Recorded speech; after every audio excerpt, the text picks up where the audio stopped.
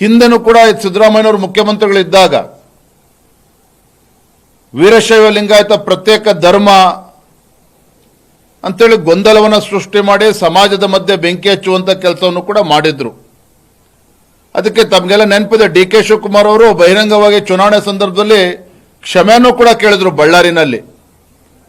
ಆದರೆ ಈ ಬಾರಿ ಸಿದ್ದರಾಮಯ್ಯ ಸರ್ಕಾರ ಬಂದ ಮೇಲೆ ಅದಕ್ಕೆ ಹೊಸ ರೂಪವನ್ನು ಕೊಟ್ಟು ಜಾತಿ ಜನಗಣತಿ ಮಾಡುವ ಅಧಿಕಾರ ರಾಜ್ಯ ಸರ್ಕಾರಕ್ಕೆ ಇಲ್ಲದೆ ಹೋದರೂ ಸಹ ಇವತ್ತು 47 ಹೊಸ ಜಾತಿಗಳನ್ನು ಸೃಷ್ಟಿ ಮಾಡಿ Christian Lingayat, Christian Vokkaliga, Christian ನೇಕಾರ, ಕ್ರಿಶ್ಚಿಯನ್ ಪರಿಷ್ಠ ಜಾತಿ, ಪರಿಷ್ಠ ಪಂಗಡ ಅಂತೇಳಿ ಈ ರೀತಿ ಗೊಂದಲವನ್ನು ಸೃಷ್ಟಿ ಮಾಡುವಂಥದ್ದು. ಮತ್ತೆ ಇದರ ಜೊತೆಗೆ ಬಹಳ ಗಂಭೀರವಾಗಿರ್ತಕ್ಕಂಥ ವಿಚಾರ ಅಂತ ಹೇಳಿದ್ರೆ ಧರ್ಮದ ವಿಚಾರ ಬಂದಾಗ ಅದನ್ನು ಕೂಡ ಧರ್ಮವನ್ನು ಒಡೆಯತಕ್ಕಂಥ ಕೆಲಸವನ್ನು ಕೂಡ ರಾಜ್ಯ ಸರ್ಕಾರ ಕೈ ಹಾಕಿರ್ತಕ್ಕಂಥದ್ದು ದೊಡ್ಡ ದುರಂತ. ಇದು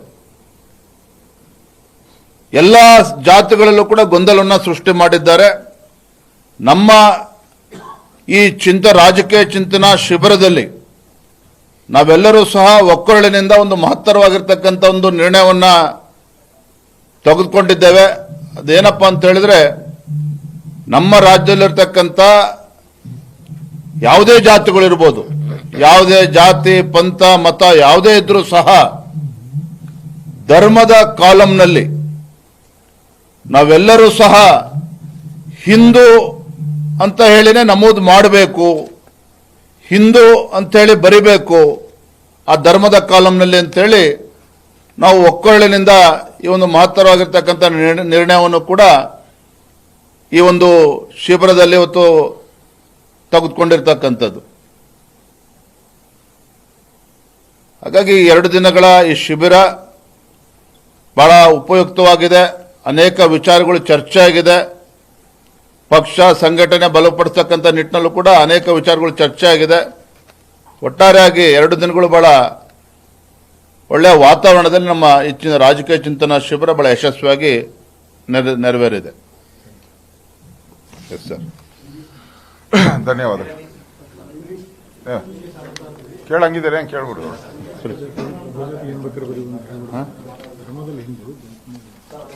ಅಲ್ಲ, ಒಂದು ಕ್ಷಮಿಸಿ, ಧರ್ಮದ ಕಾಲಂನಲ್ಲಿ ಹಿಂದೂ ಅಂತಾನೆ ಎಲ್ಲ ಜಾತಿಗಳು ಉಲ್ಲೇಖ ಮಾಡಬೇಕು ಅನ್ನೋದನ್ನ. ಎರಡನೇದು ಜಾತಿ ಉಪಜಾತಿ ಆ ಸಮಾಜದ ಬಿಟ್ಟಿರುವಂತ ವಿಚಾರ, ಅದನ್ನು ಅವ್ರು ತೀರ್ಮಾನ ಮಾಡುವಂಥದ್ದು. ಆದರೆ ಧರ್ಮದ ವಿಚಾರದಲ್ಲಿ ಮಾತ್ರ ನಾವೆಲ್ಲರೂ ಸಹ ದೇಶದ ಹಿತದೃಷ್ಟಿಯಿಂದ, ರಾಜ್ಯದ ಹಿತದೃಷ್ಟಿಯಿಂದ ನಾವೆಲ್ಲರೂ ಕೂಡ ಹಿಂದೂ ಅಂತೇಳಿ ಬರೆಸಬೇಕು ಅಂತೇಳಿ ತಮ್ಮ ಮೂಲಕ ರಾಜ್ಯದ ಎಲ್ಲ ಜಾತಿ ಸಮಾಜ ಎಲ್ಲ ಮುಖಂಡರಿಗೆ, ಮಠಾಧೀಶರಿಗೆ, ಗುರು ವಿರಕ್ತರಿಗೆ, ಎಲ್ಲ ಮಠದ ಸ್ವಾಮೀಜಿಗಳು ಕೂಡ ನಾವು ವಿನಂತಿಯನ್ನು ಮಾಡ್ತಾ ಇದ್ದೇವೆ.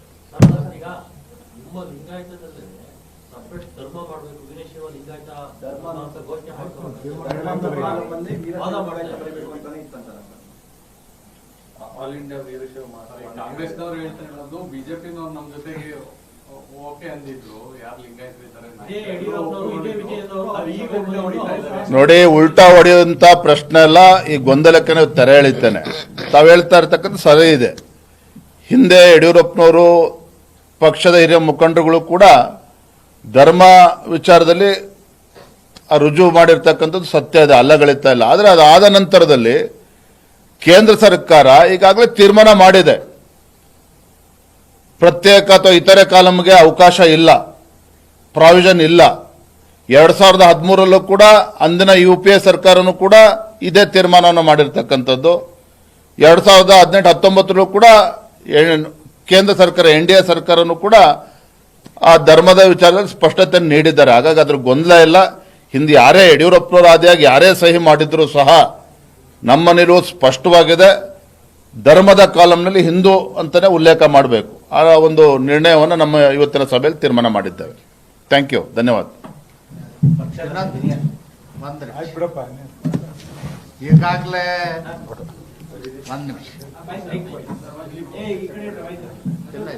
ನಾವೆಲ್ಲ ಹಿಂದೂ, ನಾವೆಲ್ಲ ಒಂದು. ಒಂದು ನಿಮಗೆ ಕ್ಲಿಯರ್ ಮಾಡಿ. ಸಿದ್ದರಾಮಯ್ಯ ಸರ್ಕಾರ ಈಗ ಜಾತಿ ಗಣತಿ ಮಾಡುವ ವಿಷಯದಲ್ಲಿ ವಿನಾಕಾರಣ ಗೊಂದಲವನ್ನು ಸೃಷ್ಟಿ ಮಾಡ್ತಾ ಇದೆ. 2 ತಿಂಗಳ ಹಿಂದನೆ ನಾಗಮೋಹನ್ ದಾಸ್ ಅವರ ಕಮಿಷನ್ ಮುಖಾಂತರ SC ಜನಾಂಗದ ಜಾತಿ ಗಣತಿ ಆಗಿದೆ. ಮತ್ತೊಮ್ಮೆ ಮಾಡ್ತಕ್ಕಂಥದ್ದಕ್ಕೆ ನಮ್ದು ವಿರೋಧ ಇದೆ. ಯಾಕೆ ವಿರೋಧ ಇದೆ ಅಂದ್ರೆ, ಮೊದಲು ಮಾಡಿದಂತ 2 ತಿಂಗಳ ಹಿಂದೆ ಮಾಡಿದಂತ ಜಾತಿ ಗಣತಿಯಲ್ಲಿ ಕ್ರಿಶ್ಚಿಯನ್ ಮಾದರು, ಕ್ರಿಶ್ಚಿಯನ್ ಹೊಲೆಯರು, ಕ್ರಿಶ್ಚಿಯನ್ ಮಚ್ಚಗಾರರು, ಕ್ರಿಶ್ಚಿಯನ್ ಮಿಣಿಮಾದರು ಹೀಗೆಲ್ಲ ಇರಲಿಲ್ಲ. ಈಗ ವಿನಾಕಾರಣ SC ಜನಾಂಗದ ಹಿಂದೆ ಕ್ರಿಶ್ಚಿಯನ್ ಇಂದ ಸೇರಿಸ್ತಕ್ಕಂಥ ಹುನ್ನಾರ ಏನದ, ಆ ಜನಾಂಗಕ್ಕೆ ಮೀಸಲಾತಿ ಸೌಲಭ್ಯವನ್ನ ತಪ್ಪಿಸಬೇಕು ಅನ್ನೋ ದೃಷ್ಟಿಯಿಂದ ಇದೊಂದು ದೊಡ್ಡ ಹುನ್ನಾರ ಇದೆ. ಇದನ್ನ ನಾನು ಖಂಡಿಸ್ತೀನಿ. ಯಾವ ಕಾರಣಕ್ಕೂ SC ಜನಾಂಗದ ಸರ್ವೆಯನ್ನ ಮಾಡಬಾರದು, SC ಜನಾಂಗದ ಗಣತಿಯನ್ನ ಮಾಡಬಾರದು. Yes sir, thank you. ಹೆಚ್ಚಿನ ವಿಡಿಯೋಗಳಿಗೆ ಪ್ರತಿಧ್ವನಿ ಯೂಟ್ಯೂಬ್ ಚಾನೆಲ್ ಸಬ್ಸ್ಕ್ರೈಬ್ ಮಾಡಿ, ಬೆಲ್ ಐಕಾನ್ ಕ್ಲಿಕ್ ಮಾಡಿ.